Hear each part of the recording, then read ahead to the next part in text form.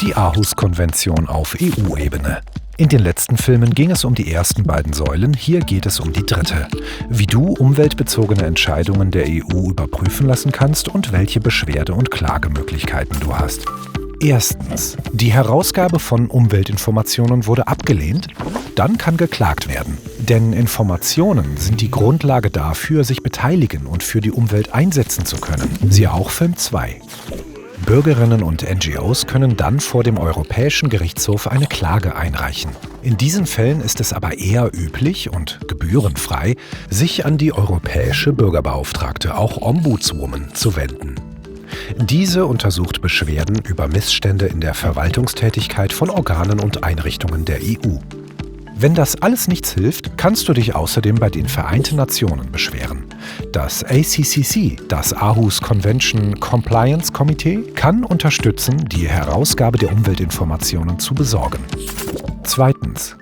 Als Bürgerin oder NGO kann man gegen Verwaltungsakte der EU klagen. Ein Verwaltungsakt ist jeder von einem Unionsorgan angenommene Rechtsakt ohne Gesetzescharakter, der eine rechtliche Wirkung und eine Außenwirkung hat und Bestimmungen enthält, die möglicherweise gegen das Umweltrecht verstoßen.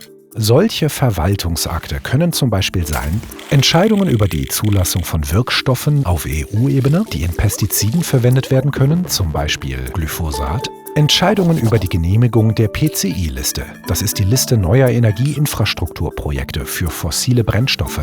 Beschlüsse zur Regelung der Emissionsprüfungen von Kraftfahrzeugen und Beschlüsse zur Festsetzung der zulässigen Gesamtfangmengen von bestimmten Fischbeständen.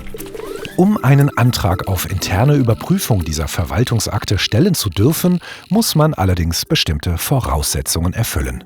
Zum Beispiel hat die NGO Client Earth eine interne Überprüfung zu einem Zulassungsbeschluss der Europäischen Kommission für die Verwendung von recyceltem Weichpolyvinylchlorid beantragt. Client Earth hat daran gezweifelt, dass von diesem PVC kein Risiko für die menschliche Gesundheit oder Umwelt ausgeht.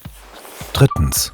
Ein EU-Organ hat die Öffentlichkeit gar nicht oder nicht richtig bei einem Entscheidungsverfahren oder Prozess, beispielsweise bei der Erstellung des Umweltaktionsprogrammes, beteiligt? Dann hat man mehrere Möglichkeiten. Du kannst dich bei der Bürgerbeauftragten, der Ombudsstelle, beschweren. Oder du reichst eine Petition beim Petitionsausschuss des Europäischen Parlaments ein, wie im letzten Video erklärt.